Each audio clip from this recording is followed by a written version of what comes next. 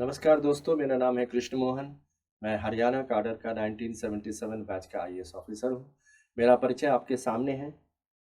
मैंने हरियाणा काडर के IAS officer के रूप में तरह-तरह के चैलेंजिंग असाइनमेंट्स के ऊपर काम किया है और सेवानिवृत्ति के बाद मैं टीओपीटी द्वारा नेशनल ट्रेनर और फैसिलिटेटर एथिक्स के विषय के ऊपर नियुक्त किया गया हूँ और इसीलिए मैं एथिक्स के संबंध में पूरे देश के अंदर तरह-तरह पर जाकर लोगों की जो है क्लास जो है लेता हूँ और उनको ट्रेनिंग से इम्पार्ट करता हूँ।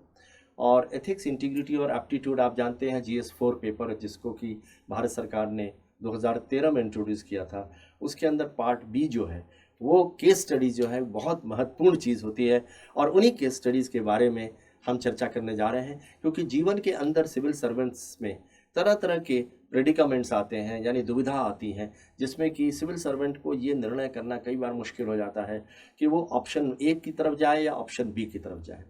इसके अतिरिक्त मैं आपको ये भी बता दूं कि मैं यूपीएससी के बोर्ड के ऊपर एडवाइज़र के रूप में 4 साल तक काम कर चुका हूं और सिविल सर्विस ऑफिसर्स के चयन में भी मेरी भूमिका रही। तो चलिए आज की केस स्टडी के लिए हम लोग चलते हैं। तो ये जो केस स्टडी है उसके बारे में देखिए, आपके सामने है। तो ये केस स्टडी जो है इसमें आप प्रोटैगनिस्ट हैं, यानी कि आप जो है सिविल सर्वेंट है। आपकी नियुक्ति जो है म्युनिसिपल कमिश्नर के रूप में हुई है अहमदाबाद सिटी के लिए। तो अहमदाबाद में आप म्युनिसिपल कमिश्नर के रूप में नियुक्त हैं और आपको लगातार कंप्लेंट्स आ रही थी कि जो ड्रेन्स हैं वो चोक कर जाती हैं और ड्रेन्स के अंदर प्रवाह जो है नहीं हो रहा है, तो चोक के कारण जो है वो उसके अंदर से जो है लिक्विड जो है वो निकल के बाहर आ रहा है और लोगों को तरह तरह की शिकायतें हैं और सीवरेज जो है ओवरफ्लो करता चला जा रहा है। तो इसको it is costing very high for the municipal corporation. तो इसका बार बार इसको ठीक करना में बहुत ज़्यादा खर्चा आ रहा है म्युनिसिपल कॉरपोरेशन के सामने।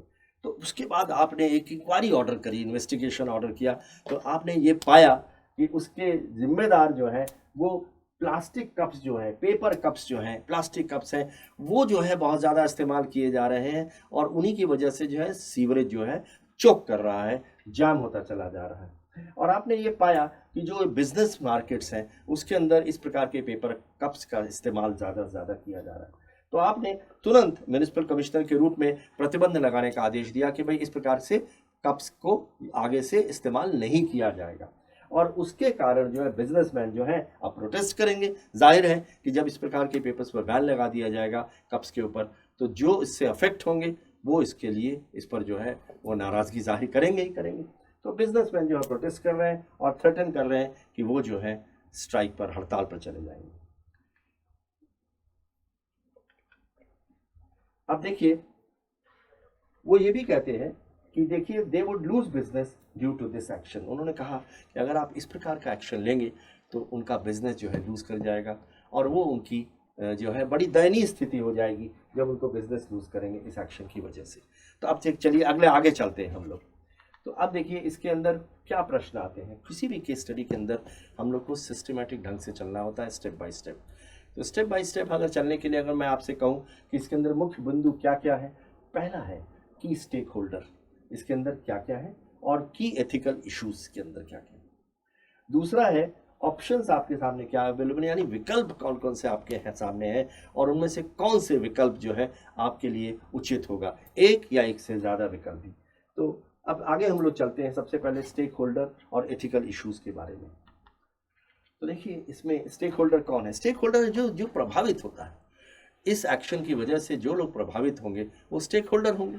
तो इसके अंदर एक प्रभावित होने वाले बिजनेसमैन हैं और साथ में सिटीजन्स भी हैं और साथ ही साथ आप भी तो स्टेक होल्डर हैं, म्युनिसिपल कॉर्पोरेशन। आप म्युनिसिपल कॉर्पोरेशन को रिप्रेजेंट कर रहे हैं, तो म्युनिसिपल कॉर्पोरेशन भी तो स्टेक होल्डर है क्योंकि खर्चा जो है वो म्युनिसिपल कॉर्पोरेशन के ऊपर पड़ता चला जा रहा है। चलिए आगे चलते हैं।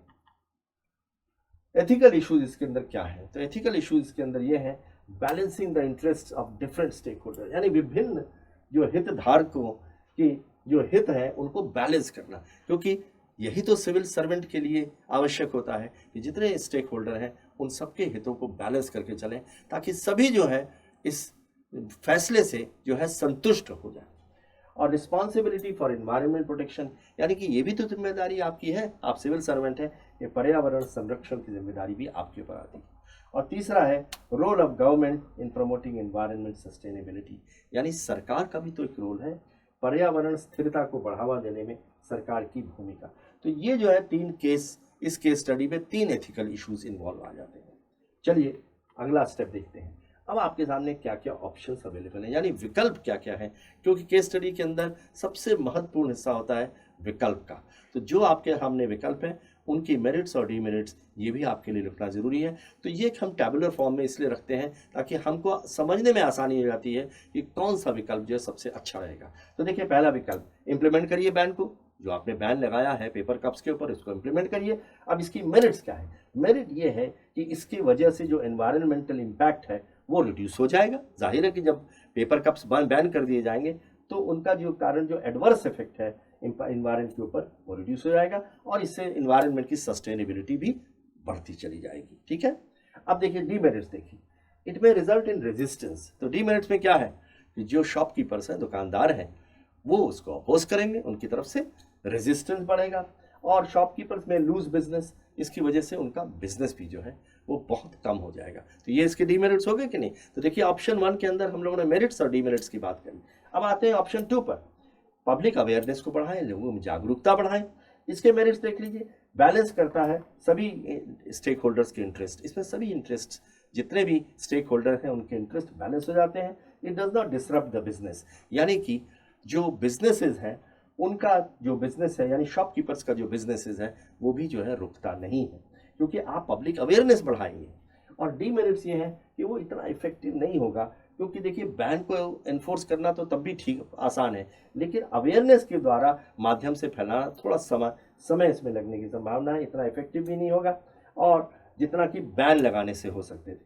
साथ ही साथ प्रोसेस में भी वेरी स्लो, बहुत धीरे धीरे ये आप कर पाएंगे। लेकिन एक ऑप्शन और है, work with shopkeepers to find a compromise, यानी उन शॉपकीपर्स जो अफेक्टेड हैं उनके साथ मिलकर काम करें और इसका कोई ना कोई ऐसा निकाले सॉल्यूशन जो किसी को भी जो है एडवर्सली अफेक्ट ना करता हो, कोई बीच का कोई रास्ता निकाला सकता हो। तो इसके जो है देखिए मेरिट्स क्या है, it balances the interest of different stakeholder. जितने स्टेक होल्डर्स हैं, 3 स्टेक होल्डर थे हमारे, उन सबको बैलेंस करता है और साथ ही साथ it may lead to the adoption of more environment friendly alternatives. तो हो सकता है उनको समझाने बुझाने से उनको समझ में आ जाए कि भाई पेपर कप्स को इस्तेमाल करने के बजाय कुछ ऐसी चीज़ें इस्तेमाल करिए जो कि एनवायरनमेंट फ्रेंडली हो। इसके डीमेरिट्स क्या है, may not be as effective in reducing the environmental impact as a ban would be. ये भी समय लगेगा, इसको शॉपकीपर्स को साथ में लेकर चलने के कारण समय लगने की संभावना है, तो और इतना इफेक्टिव नहीं होगा जितना कि आपका पेपर कप्स को बैन लगाने से होगा। और फाइंडिंग अ कॉम्प्रोमाइज में be difficult and time consuming. Compromise यानी बीच का रास्ता निकालना आसान नहीं होगा, समय भी लगने है और साथ ही साथ this might involve high cost, क्योंकि आपने कोई दूसरा मटेरियल का जब सुझाव देंगे उसके कारण कॉस्ट भी बढ़ने की पूरी संभावना है।